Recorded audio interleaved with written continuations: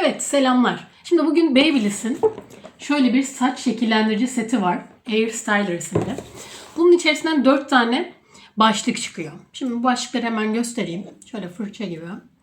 Maşa, şu kurutucu kısmımız var. Bir de şöyle taraklı kurutucumuz, şekillendiricimiz var. Şimdi başlığı da gösteriyorum hemen. Başlığımız da böyle. Şöyle zaten 2 seviye ayarı var. Buradan yükselterek kullanabiliyorsunuz. Bence gayet hoş bir tasarım. Gayet güzel. Şimdi bilerek saçlarımı duştan çıktım ve sadece bir krem sürdüm. Kurutma ve şekillendirme aşamasını yapayım diye burada. Şimdi ilk başta fön suyu var zaten. Fön sütü. Morphos'un. Bunu bir sıkalım.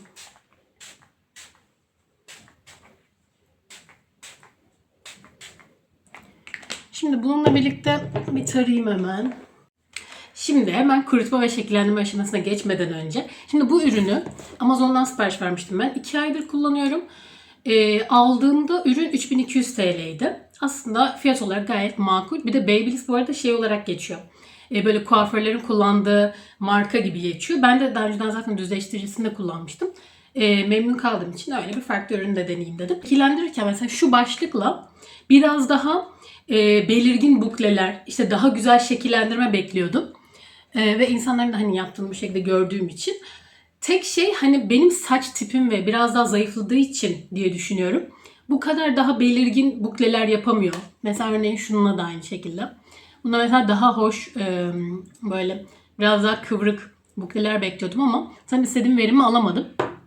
Ama ürünün şöyle bence çok kullanışlı bir ürün. Benim açımdan. Benim saçım biraz daha düz ve hafif dalgalı olmaya yatkın. Ondan sonra mesela bununla çok güzel kurutuyorum.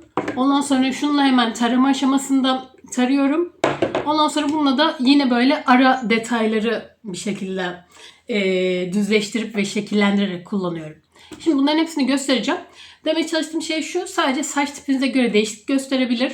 Yani mesela bu biraz daha kalın telli, biraz daha fazla saçı olan birisi. Mesela şunun görüyorsunuz biraz daha ince. Hani fırçaları. Belki biraz daha kalın mı olsaydı acaba daha güzel şekillendirdi diye düşünüyorum. Ama ürünle alakalı en dikkatimi çeken şey şu. Çok kolay bir şekilde şekillendiriyorum, hızlı şekillendiriyorum ve saçımı hiçbir şekilde kırmadığını ve incitmediğini fark ediyorum. Çünkü benim saçım daha önceden kullandığım işte zaten düzleştirici çok nadir kullanıyorum. Düzleştirici saçı çok kırıyor, berbat yapıyor. Onun dışında mesela işte fön makinesi de yakabiliyor. Ondan sonra çok kırabiliyor, zarar verebiliyor falan. Ama bu cihazla birlikte gerçekten şu başlık da aynı şekilde hiçbir şekilde kırmıyor ve saçlarım yumuşacık oluyor. O farkı çok net görebiliyorum. Yani böyle saçı incitmeden güzel bir şekilde şekillendirebiliyorsunuz. Şimdi hemen başlıyorum. Artık konuşup hiç şekillendirmeden bitiriyormuşum videoyu. Şöyle takıyoruz hemen başlığımızı. Tık tak tık. Bence bu arada rengi falan da çok güzel. Ben çok beğendim hani. Hatta ben mor böyle severim. Mor renginde bir şey. Başlıyorum.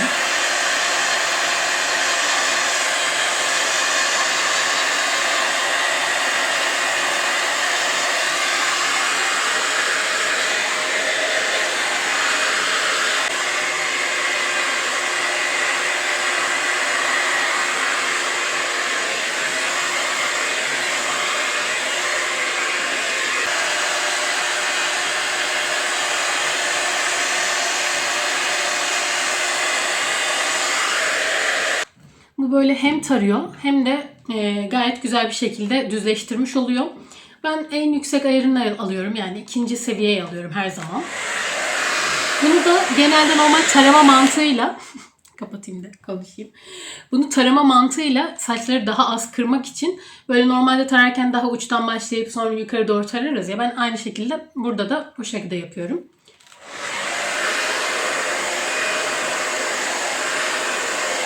Bu arada burada şimdi şöyle bir şey var.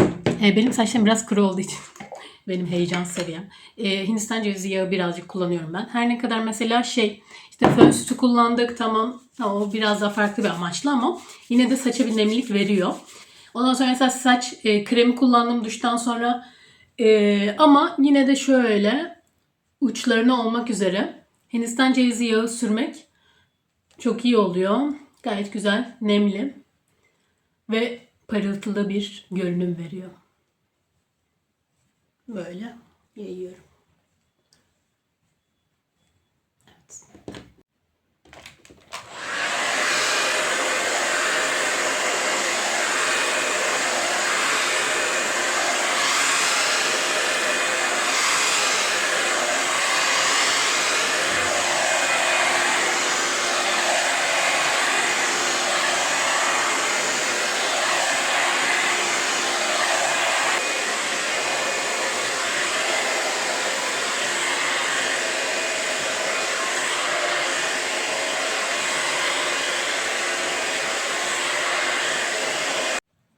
Şimdi şu başlıkla da güzel bir şekilde şöyle yaptım ve gayet güzel düzleşti aslında. Ama tabii ki biraz daha böyle alt kısımları, ince detay kısımlarını falan yapmak için diğer başlığımıza geçiyorum. Şu başlığa. Şimdi diğer fırça başlığımıza geçelim.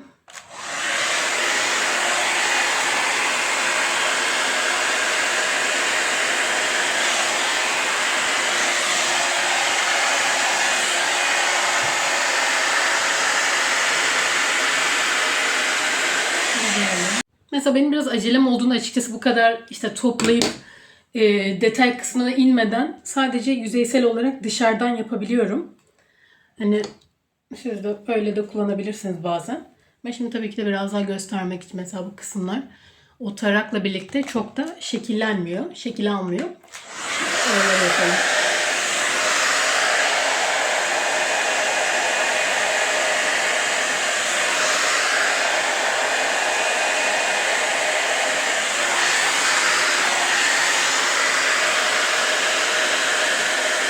Yapacağım biraz daha.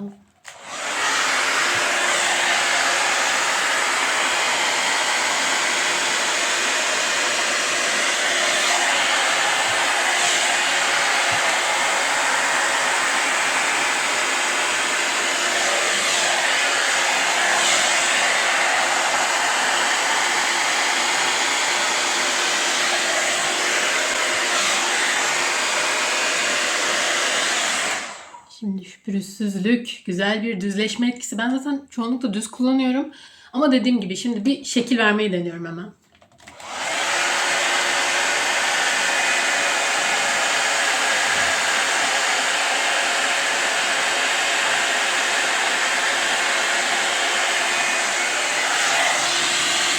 Şöyle. Ben de yapamıyor olabilirim bu arada.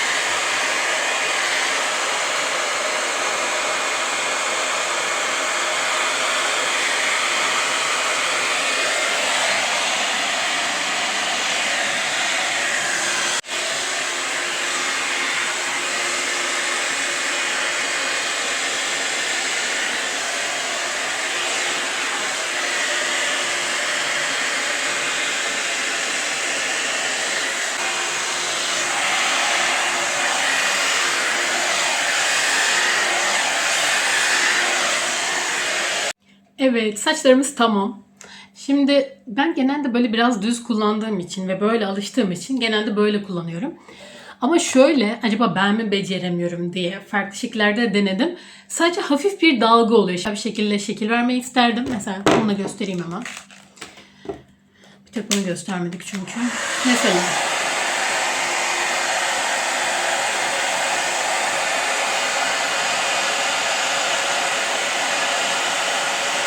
yapıyoruz.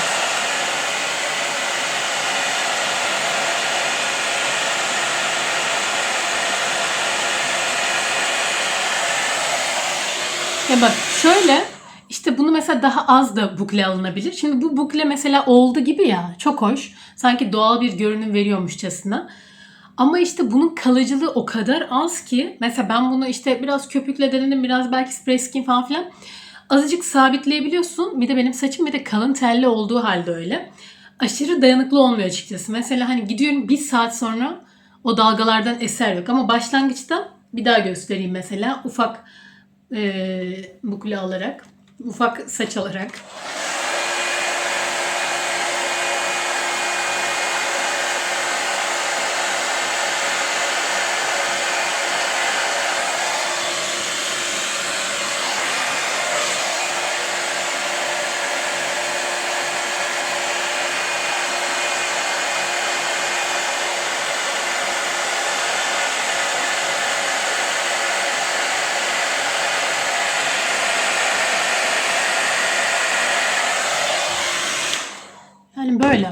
Neyse bütün başlıkları gösterdim.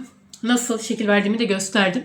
Mesela saçı çok fazla işte kıvırcık olmayan, işte şekil verilebilir düzeyde olan kişiler bu Air Styler isimli Babyliss'in ürününü alabilir ve bence fiyatı dediğim gibi çok uygun. O kadar fazla para vermek yerine bu şekillendiriciyle gayet günlük bir şekilde şekillendirebilirsiniz saçlarınızı. Anlatacaklarım bu kadardı. İzlediğiniz için teşekkürler. Belki beğenirsiniz, belki bir yorum vesaire yapabilirsiniz isterseniz. Görüşürüz.